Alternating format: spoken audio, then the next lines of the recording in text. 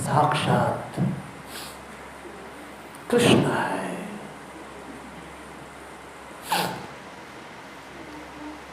भागवत के अंदर 12 स्कंद, 18,000 श्लोक सम्मिलित है। अरे भाई, तो कथावाचक भी अपनी दुनिया में होते हैं, ऑडियंस भी कुछ समय बाद अपनी दुनिया में होती है जी। लेकिन सकारात्मक श्रोता कैसा होगा? उसकी आंखें खुली रहती कथा में, बल्कि साथ ही सुसूत को समझ आ रहे हैं भागवत के महात्म्य के अंदर कि जब भागवत कथा सुननी चाहिए तो उत्कंठित होकर सुननी चाहिए, यानी कि आगे झुक करके सुननी चाहिए। ऐसा भी आप लोगों ने टेक लगा रखी ना इसे, लेकिन कथा कैसे सुननी चाहिए? हमें आगे झुक के सुननी चाहिए। आगे होना उत्कंठ, उत्कंठित होकर के कथा सुननी चाहिए। जितना ज्यादा आप रिलैक्स हो जाएंगे ना, तो पीछे जो है एक अलग दुनिया आपका प्रतीक्षा कर रही होती है। अल्लाह जी। तो इससे जब भी कथा सुने, कैसे सुने?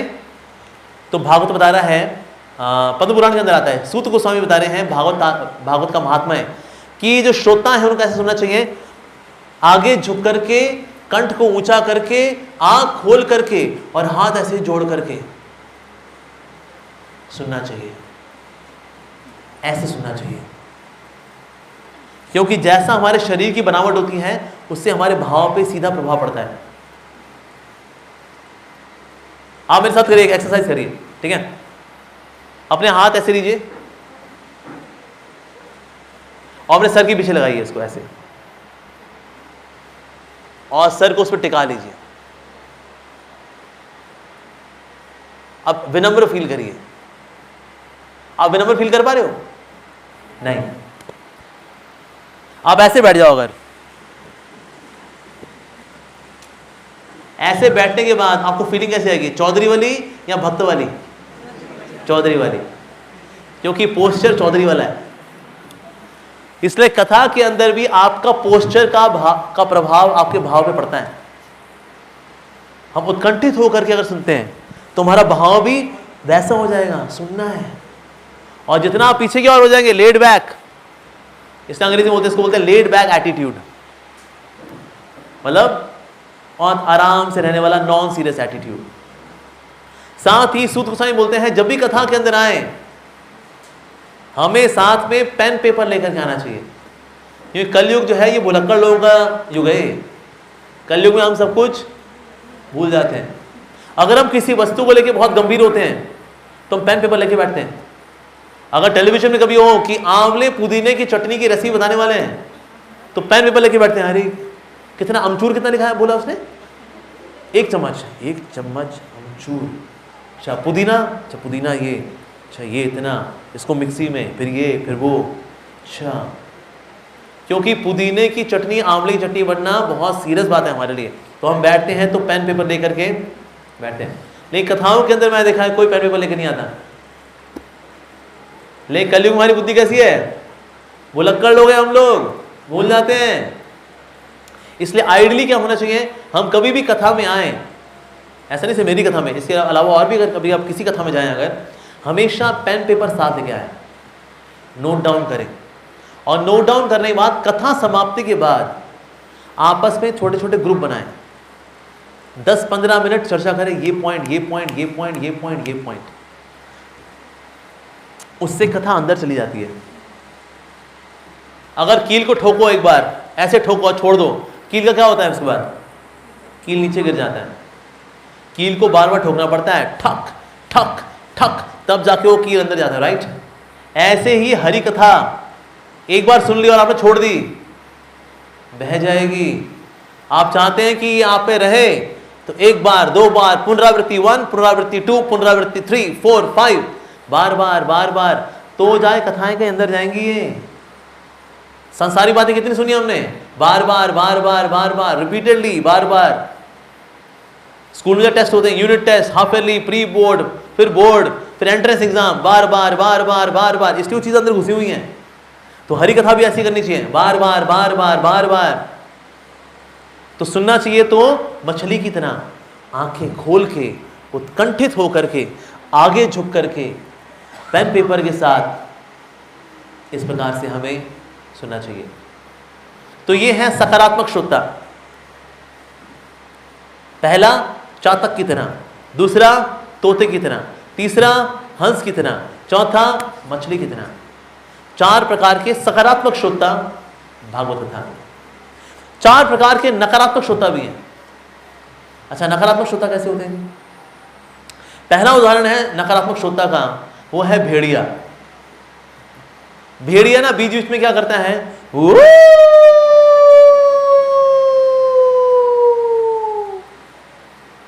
फिर थोड़े समय बाद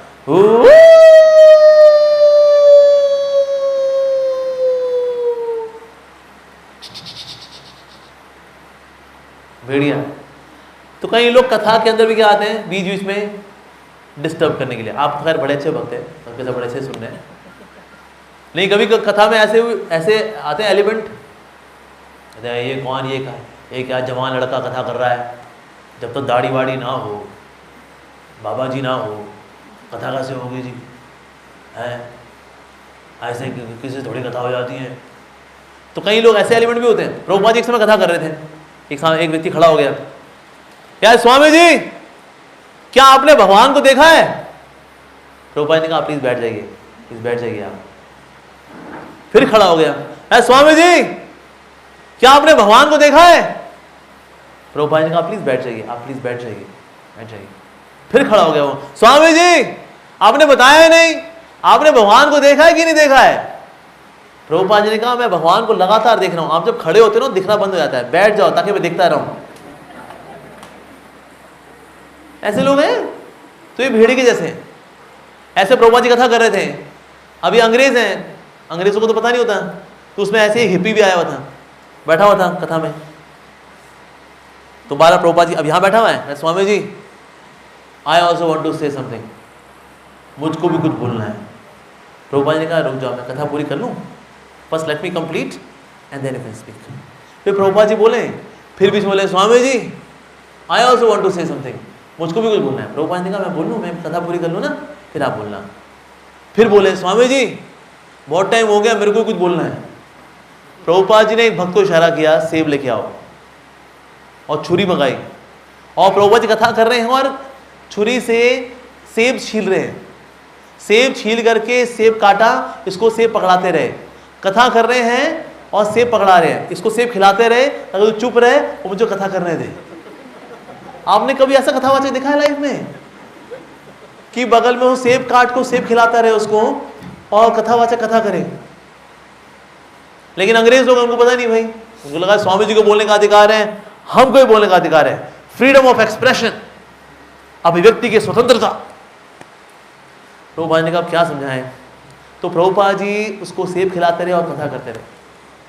तो ऐसे लोग जो कथा के बीच में उठते रहते हैं, सुनेंगे कम, बोलेंगे ज्यादा, so they are like bhediya, they are like wolf. ठीक है जी। दूसरा होता है कैमल, यानी ऊंट। ऊंट के जैसे जो श्रोता होते हैं। अब वैसे आम की पत्तियां खाए तो अच्छा रहेगा, लेकिन आम की पत्तियां नहीं खाएगा। ऊंट क्या खाता है? कांटे खाता है। कांटे खाएगा, कांटे खा के अपनी ही जीभ को छलनी छलनी करेगा और फिर अपनी ही जीभ से निकलने वाले खून को पिएगा। कहता है कांटे बहुत टेस्टी हैं। अरे मूर्ख, तेरा ही खून है वो जो तू पी रहा है। अच्छा पत्तियां खा लेगा? नहीं नहीं नहीं, ये कांटा बहुत टेस्टी है। तो जो खाना चाहिए वो खाएगा नहीं, और जो नहीं खाना चाहिए वो खाएगा। ऊंट के जैसा, ऊंट यही करता है। जैसे कई बार लोग कथा के अंदर आते हैं, लेकिन कथा में दूसरे भाव के साथ आते हैं।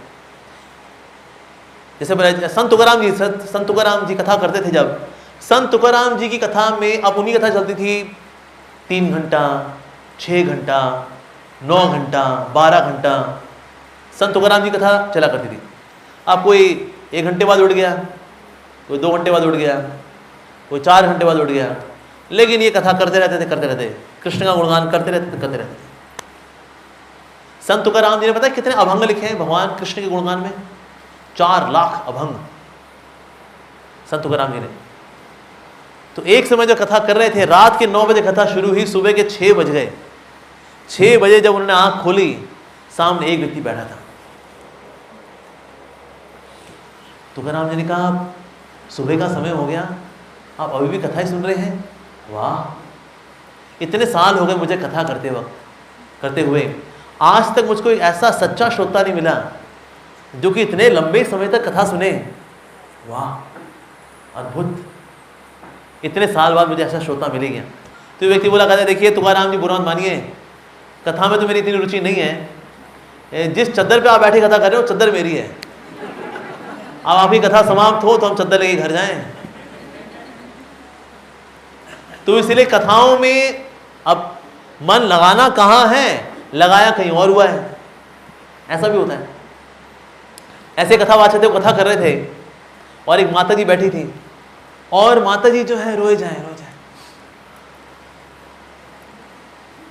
तो कथावाचक ने कहा, कथा करके मेरे को आंसू निकले नहीं यार, इनके आंसू में आंसू निकले जा रहे हैं भाई, क्या बात है। तो उनकी उनको बड़ा उत्साह था कि मैं पता करूं, माता जी से पता करें भाई कि मेरी कथा में मेरे को ही आंसू नहीं आए, आपको आंसू आ गए।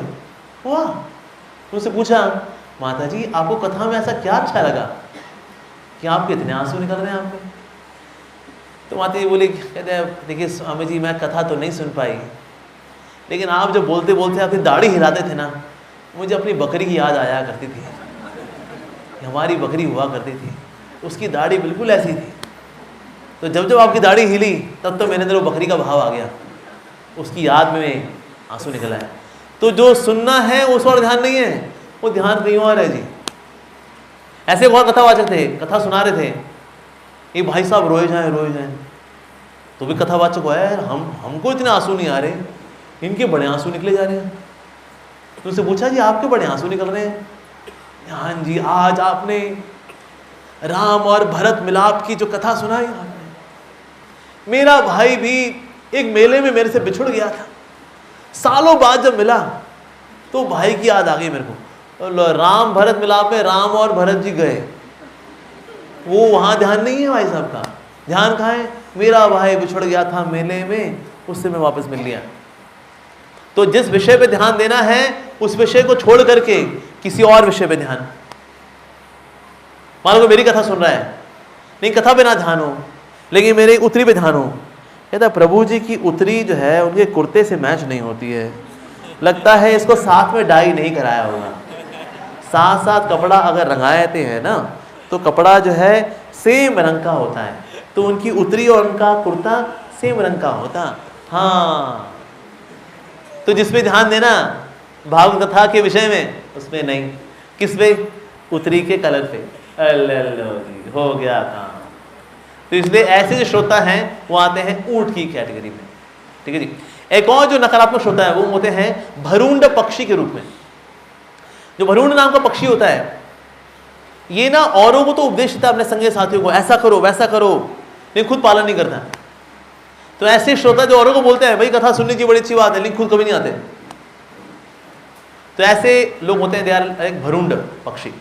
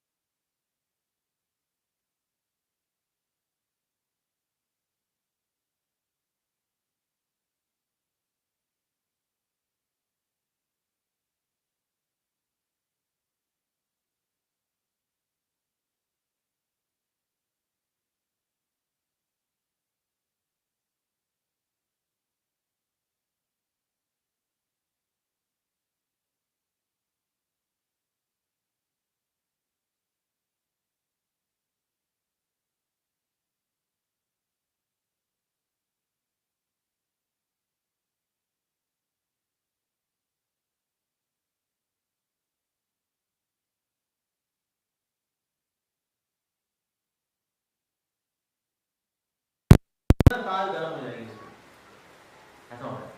लेकिन अगर सिल्वर की वायर है, प्योर सिल्वर, जिन्होंने केमिस्ट्री पढ़ी है जानते हैं, silver is the purest conductor of electricity, उससे कोई कंटामिनेशन नहीं होता उसके अंदर, प्योर सिल्वर। तो यहां से 10 वोल्ट, यहां कितना पहुंचेगा 10 वोल्ट। तो जितना शुद्ध वायर होती है, करंट एज इट इज यहां से वहां पहुंचना है।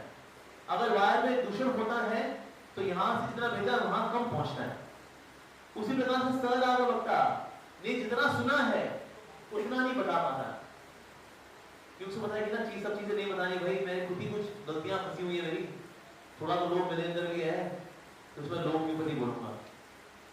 मैं शास्त्र पढ़ने के बारे में नहीं बोलूंगा, क्योंकि मैं भी शास्त्र नहीं पढ़ पाता ना, इसमें शास्त्र पढ़ने वाले। मैं हरिनाम के बारे में नहीं बोलूंगा, क्योंकि मैं भी हरिनाम नहीं लेता ना।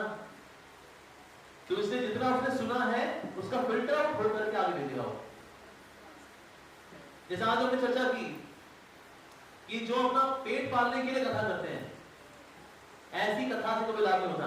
कभी भी व्यवसायिक कथावाचक इस बात को नहीं बोलेगा, क्योंकि वो खुद पैसा लेता है कि देखिए कितने कम में, इससे कम में तो देखिए कथा नहीं हो पाएगी, हमारा रेट 5 लाख का चले आ रहा है, आपके लिए 4.5 लाख है, क्योंकि हम आपको बहुत मानते हैं, आपका बहुत सम्मान करते हैं। लेकिन कभी भी व्यवसायी वक्ता व्यवसायिक कथा के बारे में नहीं बोलेगा, कुछ चीजें छुपाएगा। क्यों? क्योंकि उसकी पोलपट्टी खुल जाएगी। तो सहआगमकता चीजों को छुपाता भी है, नहीं बता पाता है, लेकिन नीरागमकता चीजों को एज इट इज बताएगा, जो श्रवण किया है वही बताएगा, क्योंकि उसका खुद का स्वार्थ उसमें नहीं है। तो 2 प्रकार के वक्ता होते हैं, एक होते हैं सहआगमकता और नीरागमकता। साथ ही हमारे आचार्य कथावाचक जो नीरागमकता है उसको कंपेयर करते हैं विषकन्या से। आपने किसी से सुना है विषकन्या के बारे में? विषकन्या क्या होती है? विषकन्याओं को ना बचपन से थोड़ा थोड़ा जहर दिया जाता है, विष पाप आके ये ऐसी जहरीली हो जाती है कि इनको जहर का असर नहीं होता। पहले विषकन्याओं का इस्तेमाल हुआ करता था कि मान लो कोई राजा है, बड़ा विषयी है, तो आक्रमण क्या करना, विषयी है, विषकन्या को भेजो, उसको चुंबन देगी, वहीं में मर लेगा वो, और उसका सारा साम्राज्य हमारा। तो विषकन्या जाया करती थी, अपने चुंबन के द्वारा राजा को मार दिया करती थी। तो भगवान हरि के भक्त जो हरि कथा करते हैं, ये है विषकन्याओं के समान। ये तो बड़ा नेगेटिव एग्जाम्पल हो गया। प्रभु के भक्त जो हरि कथा बांट रहे हैं, ये विषकन्या है, ये जहर बांट रहे हैं। हाँ जी, ये जहर बांटते हैं हरि कथा का। ये जहर जैसे हमारे जीवन में आता है, हमारे भौतिक जीवन खलास, खत्म, फिर हमारा संसारिक चीजों में मन कम लगता है, भगवान मन ज्यादा लगता है। इसीलिए इस व्यक्ति ने क्या किया, आपके भौतिक जीवन में विष डाल दिया। असल में बताने का तरीका है, वैसे तो हरि कथा अमृत है, लेकिन ये विष की तरह कार्य करती है सांसारिक जीवन के ऊपर, ये विष की तरह कार्य करती है हमारे कर्मों के ऊपर, ये विष की तरह कार्य करती है हमारे कुसंस्कारों के ऊपर, हमारी आदतों के ऊपर। इसलिए इनको विष के समान कंपेयर किया गया। तो हरि के भक्त कौन है जो कथा करने वाले हैं? ये है विषकन्याएं। इनके पास में जाना, यस, इनके पास जाओगे संसारिक जीवन से आपका मन हट जाएगा। फिर कई बार लोग ऐसा होता है, किसी निराश होकर सुन लेंगे ना, उनका मन वाकई में हट लेता है, कहता है अरे प्रभु मुझे जबरदस्ती संसार में जाना पड़ रहा है, बिकॉज अब मेरा मन सिर्फ कृष्ण में लगना शुरू हो गया। अभी मुझको पता लग गया संसार में लोग सब मतलबी हैं, दिखावटी हैं, सब सुपरफिशियल आर्टिफिशियल है। ओहो, अब हमको कथाओं को जबरदस्ती बुलाना पड़ रहा है। फिर दवाई तो काम करती है जी, यस। तो हरि कथा के जो को फैलाने वाले हैं, इनको कंपेयर किया गया है विषकन्या से। एक और उदाहरण आता है जो कि स्वयं श्रीमती राधा ने बताई हरि कथा वाचकों के बारे में। श्रीमती राधा रानी दशम स्कंद में भ्रमर गीत के अंदर बताती हैं कि भगवान श्री हरि के भक्त हैं, जो कृष्ण के भक्त हैं, जो कथाएं फैलाते हैं कि कसाई की जैसे। कसाई क्या करता है? कसाई यहाँ रखता है चक्कू, यहाँ रखता है जाल, ऐसे साथ ले सकता है, देखता है कौन फंसेगा यहाँ पर। ये बड़े भोले वाले सीधे सारे लोग बैठे हुए हैं, वहां पर हरि की लीलाओं का, हरि के गुणगान का जाल फेंकता है। वो जो जाल फेंकता है उसका जब सब फंस जाते हैं तो फिर अपनी पवित्रता के चक्कू से उनके सांसारिक जीवन को काट देता है। तो श्रीमती राधा रानी कहती है वास्तव में हरि के भक्त जो हरि कथा बांटते हैं, ये कृष्ण के जो भक्त है ना, ये जो मेरा प्रियतम है कृष्णा, इसके जो भक्त हैं कसाई है, कसाई। इन सबके पास एक चाल है, वो चाल बना है वेदव्यास नाम के व्यक्ति ने, हरि कथाओं का चाल। उसको बोल मार करके बड़े भोले वाले थे, जाते हैं जाल में फंसाते हैं और फिर व्यक्ति को हरि के बस सिर्फ हरि का ही छोड़ते हैं, कहीं का नहीं छोड़ते जी। इसे कहीं पर हरि के भक्त बन जाए, बचो इनसे। देखो हमारा क्या हाल हुआ है, ये कृष्ण के जो भक्त होते हैं एक तो पुच्छर है, पुच्छर की तारीफ है, अरे वो कसाई बोला। यहाँ तात्पर्य है वास्तव में भगवान श्री हरि के भक्त जो है कि कृष्ण लीलाओं के द्वारा लोगों को भगवान के नजदीक लेकर जाते हैं, कि व्यक्ति की और किसी संसारिक किसी वस्तु में रुचि रहती नहीं है। कृष्ण को कंपेयर किया गया है विद अ पुच्छर। साथ ही भागवत बताता है कि भगवान हरि के भक्त जब कृष्ण कथा करते हैं, जब भागवत से कथाएं करते हैं तो उनके मुख से निकलते हैं सैफ्रॉन पार्टिकल्स। ये भक्ति के कलर है। भक्ति कलर क्या है? सैफ्रॉन। उनका हृदय जो है क्योंकि सैफ्रॉन है, गेरुआ है, इसलिए वो मुख से निकलते तो क्या निकलेगा? फिर गेरुए रंग के पार्टिकल्स निकलते हैं, गोल्डन सैफ्रॉन कलर के पार्टिकल्स। जो ध्यान से सुन रहा होता है ये पार्टिकल्स ऐसे हवा में जाते हैं और हवा में जाकर के जो सुन रहा होता है उसके कानों में प्रवेश कर जाते हैं और कानों में जाने के बाद फिर वो हृदय प्रवेश कर जाते हैं और फिर हृदय को क्या कर देते हैं? सैफ्रॉन।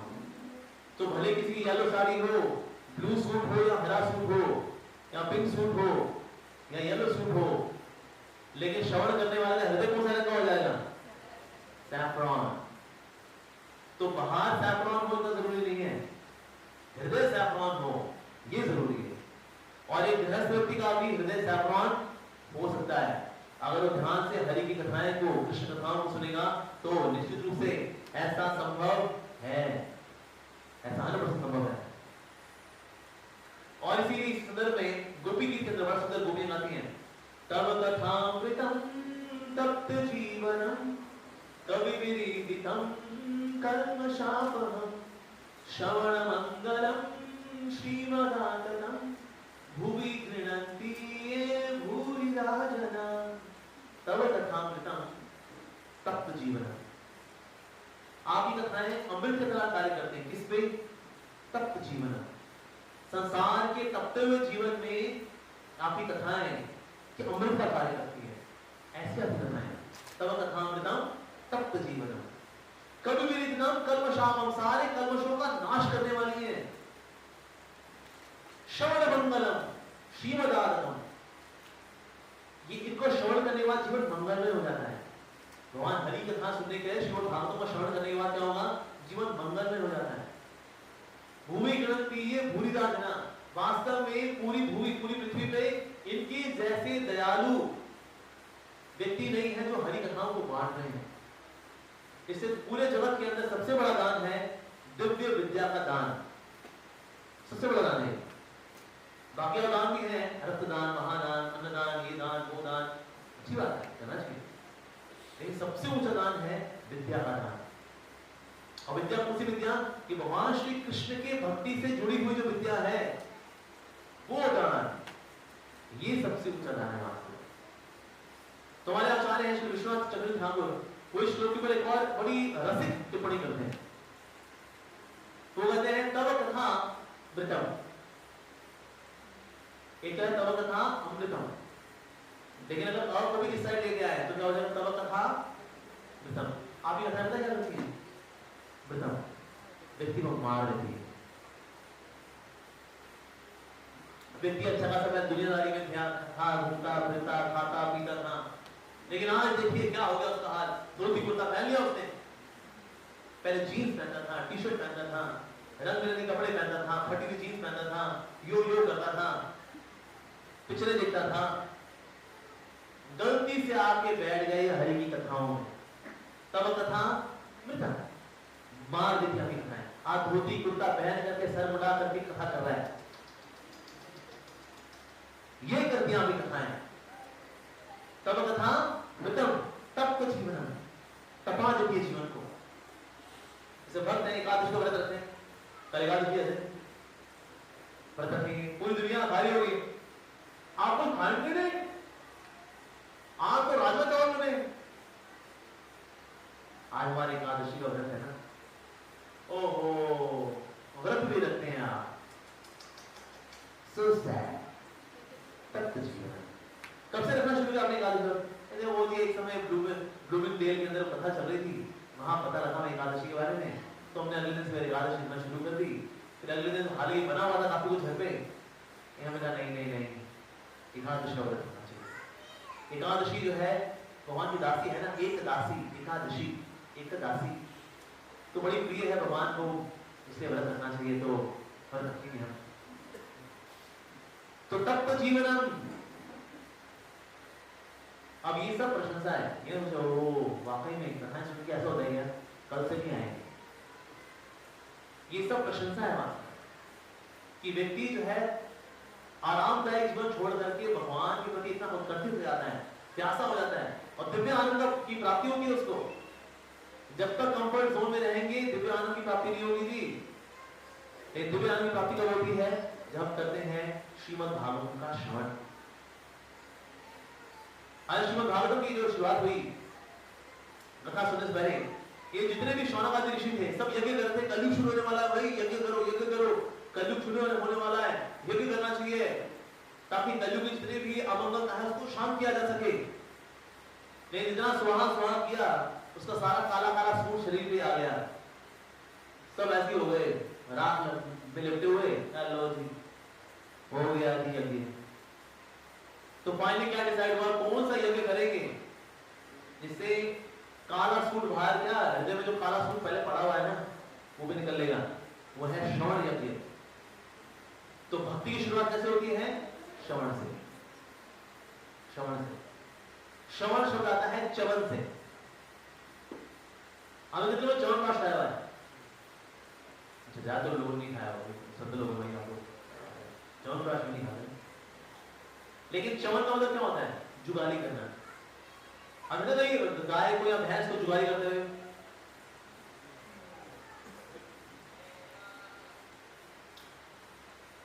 ओ भाई पूरे भूसे की ना पूरा जूस बना देती है उसका, वो इसको बोलते हैं च्यवन। उसी प्रकार से हम भी जो श्रवण करें, श्रवण का मतलब च्यवन करना, यानी उसको चबाना, उसको चबाना का मतलब उसका आत्मनिवेशन करना, उसमें देखना क्या आपने सुना, उसकी व्यवहारिकता क्या है, वास्तव में जो बताया गया उसका सार क्या है, उसको प्रैक्टिकली कहां अप्लाई किया जा सकता है, उसको प्रचार की दृष्टि से कहां लगाया जा सकता है, प्रीचिंग एप्लीकेशन, पर्सनल एप्लीकेशन, ये सब देखनी चाहिए। इस प्रकार से श्रवण की विधि पूरी होती है वास्तव में, ठीक है। तो इस प्रकार से हमने श्रवण के बारे में श्रीमद् भागवत के ऊपर कुछ चर्चा की, ठीक है। यहीं पे विराम देंगे।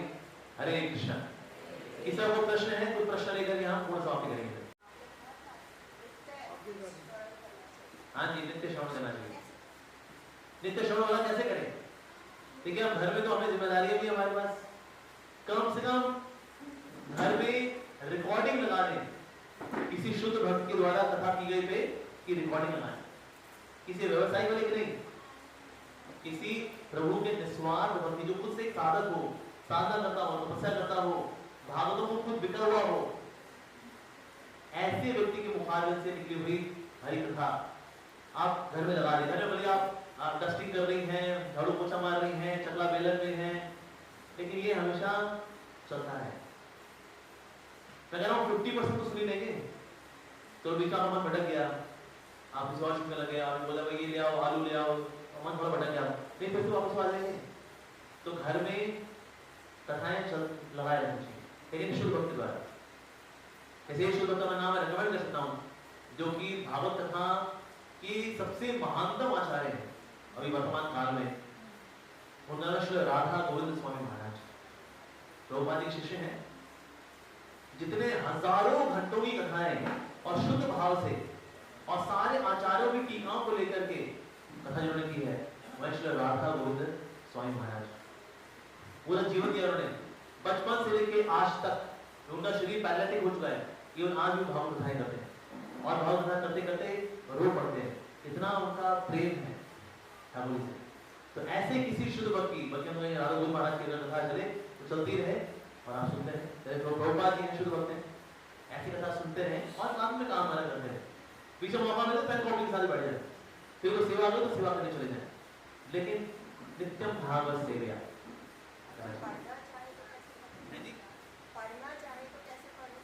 बीच में मौका मिले तो पढ़ भी लीजिए। दूसरा एक और तरीका क्या होता है, अभी इस फोन में ऑडियो बुक्स भी हैं, यानी भागवतम ऑडियो बुक के रूप में अवेलेबल है, मतलब भागवतम पढ़ा गया है उसकी रिकॉर्डिंग है वो सुनिए आप, तो पढ़ने जैसा ही हो। नहीं अंग्रेजी में भी है, हिंदी में भी है, लेकिन प्रभुपाद जी खास बात क्या है, प्रभुपाद जी शास्त्रों को संस्कृत भाषा से अंग्रेजी भाषा में दे दिया, उसके बाद शिष्यों ने उसको हिंदी भाषा में कर दिया, ताकि हमको पता संस्कृत तो हमें आनी नहीं, पटम पटम पढ़ानी, संस्कृत कभी ना आनी तो भूल जानी, मास्टर डंडे खानी, ये तो हमारा हाल है। तो फिर क्या करें, कोई बात नहीं, हमारे प्रभुपाद जी ने अनुवाद दिया है जी, तो प्रामाणिक अनुवाद है, उसको पढ़िए समझिए और इस तरह से भगवान से अपना हिंदी और पढ़ाइए, ठीक है जी। और कोई प्रश्न किसी का? हाँ जी आप बताइए। स्टूडेंट लाइफ के अंदर काफी टाइम तक स्टडी पे देना पड़ता है, तो उस टाइम पे कैसे दे सकते हैं? ओके, स्टूडेंट लाइफ में बहुत बड़ा कैसे टाइम निकालें, सुबह उठ करके नाम जप करिए और 15-20 मिनट भागवत पढ़िए, बाकी टाइम हमें पढ़ाई में लगाइए। जैसे आपकी पढ़ाई पूरी हो जाए तो फिर सारी कसर पूरी निकालिए, ठीक है जी। सुबह के लिए रहते तो शाम को मैं कहूँगा अभी पढ़ाई कर रहे हो, माता पिता पैसे लगे होंगे आपके, जिससे आप अच्छे से पढ़ाई करो, रात को सोने से पहले 15 मिनट और पढ़ लो, लेकिन पढ़ाई अच्छे से करो, ठीक है। जब पे सिलेक्शन हो जाए तो सारी कसर निकालो, घंटे घंटे करके, ठीक है जी। ओके, और कोई प्रश्न किसी का? यहीं पे विराम देना, टाइम भी काफी हो गया क्योंकि तूफान की वजह से थोड़ा डिले हो गया, पर आपने बहुत ध्यान से सुना, बहुत बहुत धन्यवाद आप सभी का। तो कल फिर से कथा में हम सेकंड डे कुछ हरी कथा करेंगे, भागवत कथा करेंगे, आप सबको बहुत धन्यवाद। श्रीमद् भागवतम की जय, श्रील प्रभुपाद की जय, आप सभी भक्तों की जय, हरि कथामृत की जय।